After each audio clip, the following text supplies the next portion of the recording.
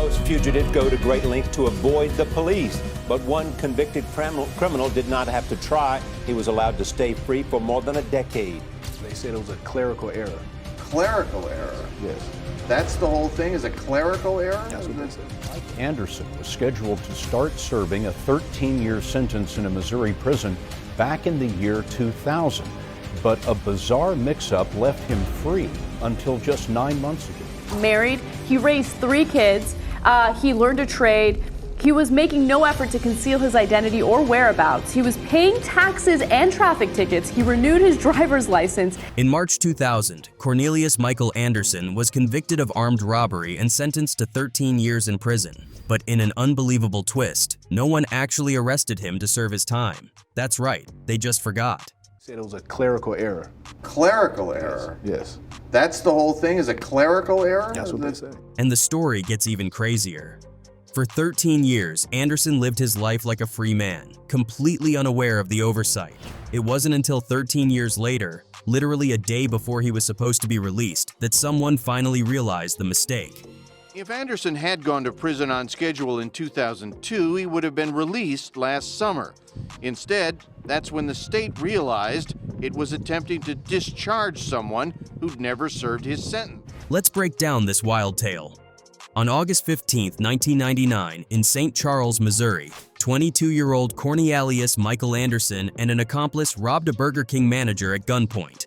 They stole about $2,000 while the manager was trying to deposit the money in a bank's night deposit box. It turns out that he and some friends went into I believe it was a convenience store, and they attempted to rob, the assistant manager at a Burger King in the area. A witness saw the crime go down and jotted down the license plate number of their getaway car. When police traced the plate, it led straight to Anderson. The very next day, police found Anderson's car abandoned in a parking lot about a mile from the bank, but Anderson himself wasn't so easy to track down. It wasn't until 2 months later that they finally caught up to him, hiding out in his girlfriend's apartment. Fast forward to March 2000, when Anderson's jury trial for armed robbery began. The case was a bit tricky. While police never found the actual weapon used in the robbery, they did find a brochure for Beretta semi-automatic pistols during a search of Anderson's apartment. The prosecutor used this to argue that Anderson owned a gun and had likely used it in the crime. The jury wasn't swayed by the missing weapon and found Anderson guilty, sentencing him to 13 years in prison. But Anderson didn't go straight to prison. After his conviction, he was released on a $25,000 bond while his attorney worked on appealing the case. His lawyer argued that the Beretta brochure shouldn't have been allowed as evidence, claiming it created unfair prejudice against Anderson. The appeals court, however, upheld the conviction. Anderson's attorney then took the case all the way to the Missouri Supreme Court in 2002, but once again, the conviction stood. 4 of the 7 justices voted against him. After that final ruling, Anderson's bond was supposed to be revoked, and he was expected to begin serving his sentence. But something bizarre happened. No one came to arrest him. Days turned into weeks, and weeks turned into months. Anderson, who had no prior experience with the justice system, was confused. He waited, thinking any day now, the police would show up to take him into custody, but no one came.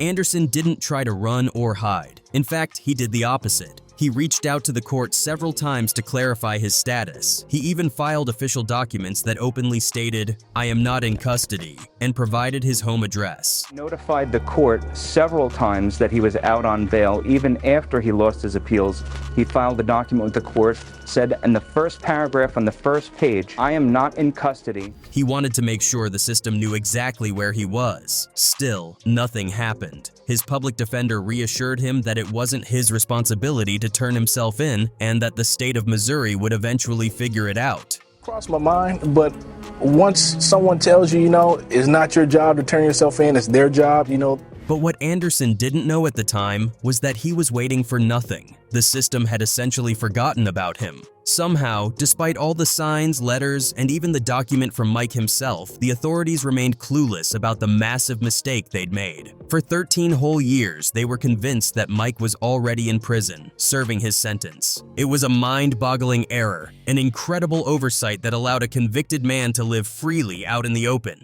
He said, man, for the last 2 days, I've called the Department of Correction, I've called the Marshal's office. The Department of Correction is saying you're there. I'm trying to tell them that you're not. the marshal's office won't pick you up because there's no warrant for you. It's a mistake. While Mike spent years waiting for the inevitable knock on his door, he decided to write his own story, a story of redemption and second chances. Mike took a long, hard look at his life and the choices that had led him to that moment. He decided it was time for a change, jail or no jail. First, he mastered carpentry, learning the trade inside and out. He then bought a home, married his girlfriend, and started a family. Together, they raised 4 kids, and Mike became the kind of father and husband anyone would be proud of. He didn't just stop there. He founded his own construction company, paid his taxes, and even settled traffic tickets. He got married, he raised 3 kids, he learned a trade. He was making no effort to conceal his identity or whereabouts. He was paying taxes and traffic tickets. He renewed his driver's license. Ironically, Mike was stopped by the police several times over the years for minor violations, but because of the massive clerical error, nothing ever flagged in their system. And here's the kicker: Mike didn't hide, not once. Whether he was coaching his kids' football team, volunteering at church, or simply living his day-to-day life, he did so openly and proudly. He didn't change his name, didn't flee to another state, didn't try to cover his tracks. Over time, he became a pillar of his community, the kind of guy everyone admired and respected. People who knew him couldn't say enough about the kind, hardworking man he'd become. For more than a decade, Mike lived like this, making good on his promise to himself to turn things around. He had successfully left his past behind. He became the exact opposite of the man who had committed a robbery all those years ago. Life seemed to be going great, until one fateful day. On July 25, 2013, Mike's peaceful life came to a screeching halt. Federal marshals showed up at his home and arrested him. As it turned out, someone in the system finally realized the massive error. Mike had never actually served his 13-year prison sentence. It was a shocking discovery, especially since it came on the very day he was supposed to have been released if he'd gone to prison in the first place. Well, what did you think would happen as the days and weeks and months and years went by? I had this sense in me that everything was okay, no matter what was gonna happen. The arrest blindsided everyone, especially Mike's wife, who had no idea about his criminal past. Do you wonder how this could possibly have happened? I think about that all the time, every day. Mike was finally arrested and informed he would have to serve his original 13-year sentence in full. He was sent to Southeast Correctional Center in Missouri, where the reality of the situation began to sink in. For someone who had turned his life around so completely, this felt like a cruel twist of fate. Determined not to give up, Mike filed a writ of habeas corpus on December 30th, 2013. In his argument, he stated that the state's 13-year delay in enforcing his sentence violated his right to due process. He argued that tearing him away from the family he had built and the constructive life he had created would amount to cruel and unusual punishment. The life he had built outside of prison was proof that he had already reformed, without the system's help. Missouri Attorney General Chris Koster didn't see it that way. In April 2014, Koster argued that the delay in carrying out Mike's sentence wasn't cruel or unusual, and the law didn't allow for crediting time served while someone was out on bail. Mike's attorney, Patrick Megaro, pushed back, saying the cruel part wasn't the sentence itself, but the state's mistake in waiting 13 years to enforce it. He pointed out that it was the Missouri Department of Corrections' error, not Mike's, and that punishing him now for their mistake was unjust. This case also sparked widespread debate, and the opinions were divided. On one side, Mike had overwhelming support from his community. People rallied behind him, arguing that jail wasn't necessary for someone who had already rehabilitated himself.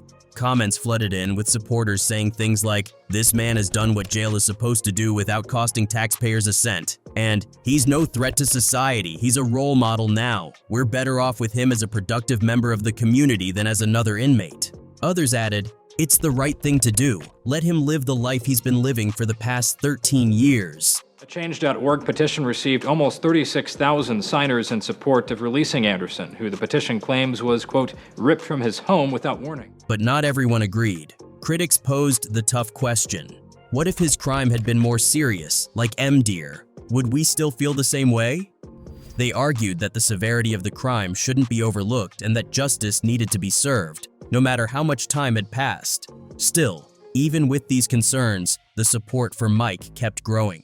One of the most powerful voices in Mike's defense came from the most unexpected place, the very man he had robbed back in 1999. The victim, who had been held at gunpoint, spoke out in Mike's favor, saying, "It's about time they let the guy go home. The state messed up. It was their screw-up, not his. Penalizing him for another 13 years just doesn't seem right." What the state did was their screw-up, okay?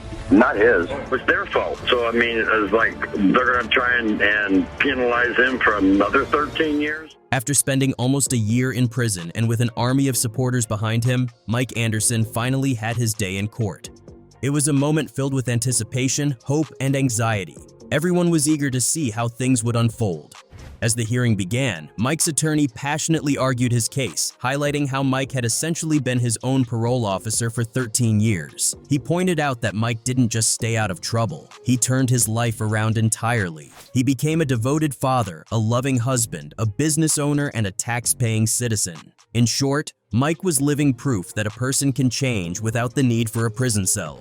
When the attorney for the Department of Corrections spoke, his words were surprising. He didn't try to challenge Mike's attorney. Instead, he acknowledged Mike's good behavior and asked the judge to consider everything Mike had achieved since 2000. It was clear that even the state couldn't ignore the remarkable transformation Mike had undergone. Then, the judge, Honorable Terry Brown, addressed Mike directly.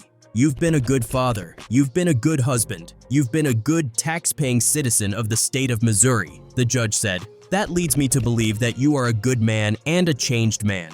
He explained that Mike would receive credit for time served from 2000, when he was released on bond, to 2013, the year he was arrested. Those 13 years satisfied his entire sentence. And with that, Judge Brown delivered the words Mike and his family had been longing to hear. "As such, your sentence will be fully served and satisfied today.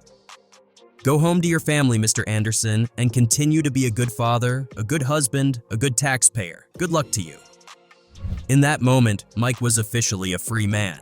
But Mike's freedom wasn't just a personal victory. It sparked a much larger conversation about redemption, second chances, and the power of change. His story became a symbol of hope, a reminder that a bad past doesn't have to dictate the future. Mike's transformation resonated with people everywhere, inspiring countless individuals to reflect on their own lives.